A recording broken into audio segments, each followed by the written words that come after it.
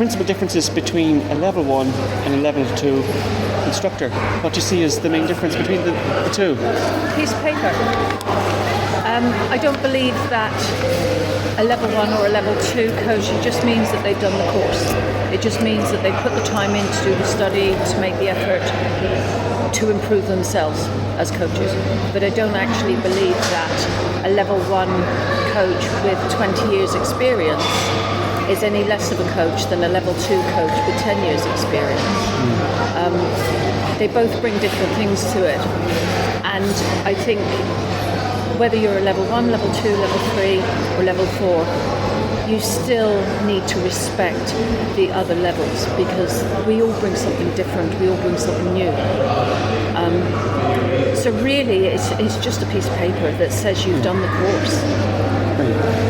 And so that's similarly then, I suppose that's brings me on to the next question of maybe between a level 2 and a level 3. Basically the same. It is a piece of paper, however, the courses are slightly different. So, whereas a level 2 would take you from being a coach, a level 1 would be a coach that was delivering beginners courses. A level 2 would be a coach that would be taking people after the beginners course onto a little more advanced and developing them to maybe national competition. Whereas a level 3 would be more involved with the higher levels of nutrition, mental and developing international archers or archers that want to go further. And level 3 coaches also would deliver national level 1 and level 2 courses. Okay. Perfect.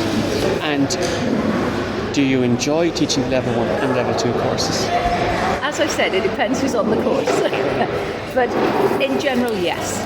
I like being able to help people progress through the stages. I like watching people develop, and especially if they're interested. Great. And do individual archers, like from a club or maybe through Facebook or maybe from other clubs, do they actually approach you personally seeking assistance and advice? Maybe they have a particular problem with their form or their equipment, or maybe they're in for competition, but do they ever actually approach you personally and say, look, Colleen, can you help me with this? They do. They do. Now, it wouldn't be every day, but yeah, sometimes, I think sometimes an archer gets to a point where they're stagnating and they sort of look for a coach, and sometimes young women tend to come to me because I'm a woman, and I think they just generally feel more comfortable working with especially teenage girls. But yeah, I mean, other coaches would ask me to take a look at, because trad is more my thing. They would, if they weren't sure about something, they would ask me, can I have a look or can I help an archer? But equally, if I have a compounder, it's not my thing, so I would approach a coach that is specific to compound. I think, knowing your weaknesses and your strengths is a very, very important part of being a coach. And like that, do you get to do much individual one-on-one coaching? Yes, quite a bit. I'm working with 4 different archers at the moment, at different levels. The one-to-one is interesting. I think once you get to level 2 and level 3, you start working more one-to-one than you do in groups, because you do less of the beginners courses. Yeah, absolutely. And why did you become a coach, especially at level 3? Or maybe there's 2 or 3 questions in that, because you have to be level 1, level 2 first. Right. Thomas Coakley has a lot to answer for. He encouraged me to develop into the coaching side of it. But I like seeing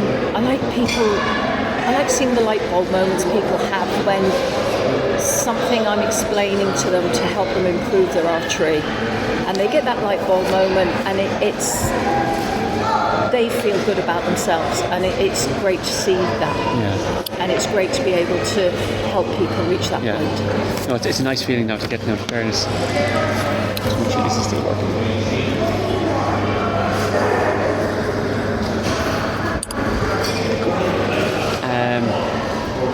Now, the questions get harder and harder as we get her. They were the easy lead-in ones. So when training level 1 coaches, is there any items or issues or focus point that regularly arises that seems to be common among potential level 1 instructors? So for example, is there a common theme that you notice amongst when people are coming in, you're training them as level 1 instructors, but you know there seems to be one issue, or maybe not all the time, but a regular issue that seems to arise that you just need to focus on with them? One thing that people coming to do their level 1 is they sometimes don't think they're good enough to be a coach. They don't think they're good enough. But as I say to them, you wouldn't be on the course. You wouldn't have gone to all that trouble to be on the course unless you wanted to improve and to help others improve. So I think it's a little bit of a confidence thing, but as I always say to them, you're here doing this. Yeah. So of course you are capable. Brilliant. And you have to keep learning. Absolutely. You know?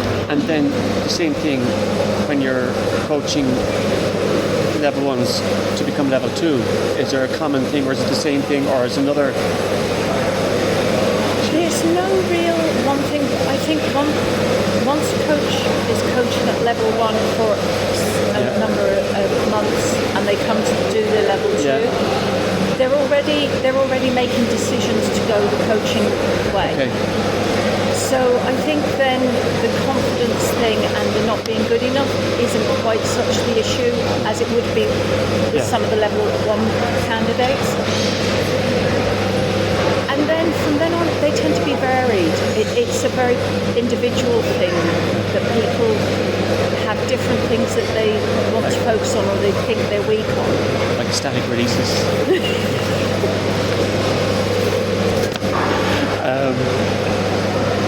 So, do you think there should be more engagement with archers by level 2 instructors on a one-on-one basis? Like for example, in other words, do you think level 2s should be more, and it's across the board, should be more proactive in putting themselves out there, saying, look, I'm available, I'm here to help. You might necessarily know I'm here, you might even know what a level 2 does, but I'm here to help. Reaching out, if you like. Well, I think all coaches need to be reaching out a little bit, but at the same time, you can't. An archer needs to be at a point where they want help. Yeah. And usually when an archer gets to the point where they want help or they know they need help, they will actually go looking for somebody to help them, whether it's another member in the club or whether it's a coach within the club. And if they approach another member looking for help, quite often that member will say, well, look, why don't you try this coach or that coach, whether it be a level 1, a level 2 or a level 3 coach.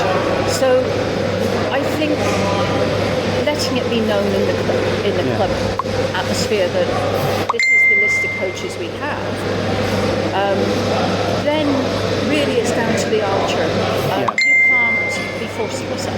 Absolutely. You know? And in a couple of lines, would you have a coaching philosophy or ethos? One or two lines that you would actually define or describe or capture your approach to coaching. Just maybe My approach to coaching. Or just That's maybe not necessarily approach, but even just coaching, like. Well, I think you have to have a passion for it. Yeah. You have to, and you have to understand that if you're going to go coaching, it will impact your own personal life. And you know, I suppose you just have to sort of accept as a coach, okay, this is going to impact my archery, or you train harder and at different times. I think it just depends, and I think no two coaches coach the same way. Yeah, absolutely. And we all have something to bring.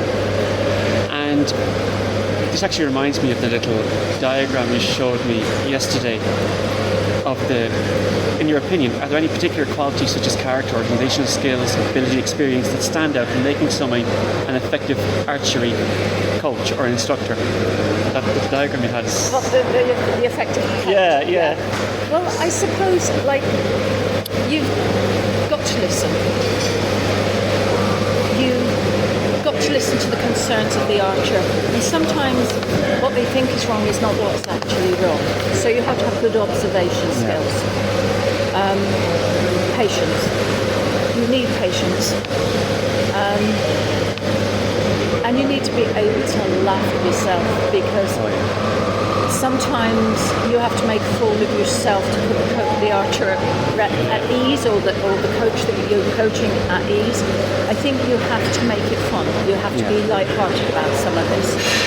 So, I think I just go at it the way I am, be yourself. Yeah, perfect. When I saw that diagram, I just couldn't help it. I'll send that on to you. I actually might just put that up, and I won't put it up as the answer, like there. But so similarly, if you were to pick 5 words as desirable traits of a coach, what would they be? Just 5 words.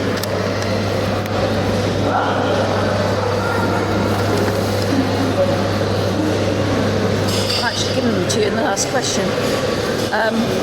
Be passionate about what you do. Be a good listener too. For 2 reasons. One, you need to listen as a coach to understand what your archer is doing. You need to listen as a coach to other coaches. You need to listen. Be adaptable. Okay. Planning a training session might not go the way you want it. Like this morning, we were planning to go to the woods, and then we thought we weren't going to the woods, and then it's all muddy, so we're not going to do 3 days, we're going to do a distance. So be adaptable, and you can always adapt a training session. You can always adapt whatever you do. If you try, if you think. Good observation skills. Observation is a massive thing. If you don't observe your archer properly, you're not going to see the issues, and you can't fix what you don't see. And make it fun. It has to be fun. Absolutely. Let's see now. Oh yeah. For either a level 1 or a level 2 coach, are there any recurring challenges you encounter when giving guidance? It could be maybe an archer's resistance to take on what they hear, or is it maybe a time constraint, or just a recurring challenge? The challenges between level 1 and level 2 are no different to level 3. Okay. Your time constraint. We're all busy, we're working, we've families, we've other commitments. So usually I think one of the issues is that your coaching cuts into your personal archery time, and that can be frustrating. Recurring, I don't think that every situation is different, and it's very hard to say, well, this is a recurring theme, or this is a recurring... It might be in one club, in a different club, it might be a different thing. So a coach from Club A might have very different recurring issues to somebody in Club B. So I think it's very hard to pin something like that down. And like that, slightly similar question, but maybe it's more kind of a personal question. What do you find to be the hardest or most challenging part of being a coach, if there's anything at all? Being a woman. Okay, that's fair enough. Yeah. Sometimes there are very few women coaches, and that's not just in archery. There are very few women coaches in sport altogether, and I think that's partly because women are involved very greatly at home, and their time constraints are greater than perhaps a guy's would be. So you get a lot more male coaches, and sometimes male coaches can sort of exert a dominance. For me personally, I'm quite arsey, so they don't get away with it. but there are women coaches that do find it hard to deal with. That I would say is but that is something that can't be helped. It is just the way of life. Of course. And you do have to harden up a bit as a female coach. You do have to sort of harden up a bit and say, no, I'm not taking your nonsense. But that's not always easy. Absolutely. And like that, is there any one thing or a few things that's your most favourite or rewarding part of being a coach? Oh yeah, light bulb moments. I love seeing the coach I'm coaching, an archer I'm coaching, suddenly join the dots to what I'm explaining to them, or what I'm trying to get them to do, and everything falls in place because the great joy that person gets is just unbelievable. And to see that joy in somebody's face and know that you've helped that person get there, it makes you feel good in yourself. Yeah. You know? Brilliant. And is there any books you recommend for up-and-coming coaches? Yes, core archery, definitely. Okay. I think every archer should read core archery. Larry Weiss's books are very concise. They're small books, they're easy to read. Yep. There are quite a lot of videos. A lot of people turn to videos these days, and Archery Strong would be a good one to refer to video-wise. You can find them on Facebook and on YouTube, I think. Another good writer would be Steve Roos. Steve Roos, okay. Yeah. He's got quite some good coaching books and general archery books. But I think, sometimes you just find an archery book or you read an archery book that really appeals to you. But as we're all individuals, that book might not appeal to the next person. So it's a bit of a personal thing, really. But I do, core archery would be the definite. Brilliant. Every archer needs it. And when it comes to coaching, but specifically for a level 2 instructor, is there a benchmark that a level 2 instructor would measure their own achievements on coaching? Or it could be maybe their form, it could be maybe their light bulb moment, or is it how they perform at competition level? How does a level 2 archer measure their own kind of performance as a coach? Or is it a combination of things? It's a combination. Yeah. It really is a combination because not all level 2 coaches want to be seriously competitive. Okay. So although a level 2 coach has to comply with the requirements to keep their license within IFAF, the requirement is that they shoot, and they get scores on the classification board to record that. They return their logs, they get their metric. So not all coaches want to be great archers. And so their own performance and their archer's performance, depending on what that archer's goal is, wouldn't necessarily be the results in competition. Okay.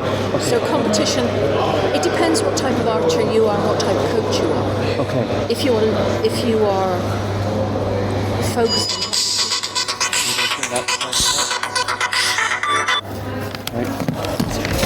If you're focused on competition, if that's your area, because we all have areas that we're a little bit better, then that could be a way of measuring it. But if you're a coach that is more interested in bringing on fun archers, then maybe people staying in the sport, people going out having fun days and staying with the club is the way you measure it. And that comes back to when people are reaching out to a coach, that's the person they gravitate towards depending on the advice they may be. If they're looking for help, they'll say, well look, contact that person or give him a buzz, because they know what that person is, maybe what their needs are or their aspirations are like. Yeah, and sometimes no two coaches work the same way. Yeah. And it's like personalities can clash. So a coach that might be, one person might be raving about, Yeah. another person might not be able to work with at all. Yeah. So in that situation, from a coach's perspective, you just have to say, well, look, this isn't working. Perhaps you need to try another coach. But you have to be willing to admit that you can't coach everybody. To admit that you need to refer to other coaches. And other coaches have different techniques to you. They have different ways of explaining things, which might work better with Yeah. that archer. So it's not an insult, and it shouldn't be taken as Yeah. an affront that an archer can't work with you. Yeah. It should just be a case of, okay, fair enough, this isn't working, but I think I might, try this coach. Always be willing to guide the archer towards a coach that might be more what they need. It doesn't mean you failed, it just means that that archer needs a different type of coaching to what you can provide. And you're in the club or you're in the woods, in the hall shooting away, and as a coach you've noticed maybe the shy struggling, but an archer who's clearly eager, who's clearly interested in it, but they have issues. What's your approach? It depends. If you're talking about an archer that maybe is a little bit timid of searching a coach out, I would approach them and just sort of say, how are you doing, if they don't know me personally as a coach, because I'm not always at the club, I would introduce myself and say, I have noticed that you're having a difficulty with this, would you like some help? If they just turn around and say, no, I don't need any help, then okay, fair enough, you've done what you can. But in 10 days' time they might sort of think, do you know what, maybe I do need that. And they might come back to you, or they might approach another coach. Yeah. If they ask you to, I'd love your help, then fair enough. But also be willing to sort of say, okay, fair enough, this archer doesn't need my help at the moment, and walk away. But at least you've let them know that you're there if they need you. You can't do anything. And then, last bit, anything you'd like to add? No, just make it fun. Make it fun. Happy days. So, there you are, done and dusted. That's done and dusted. That is brilliant.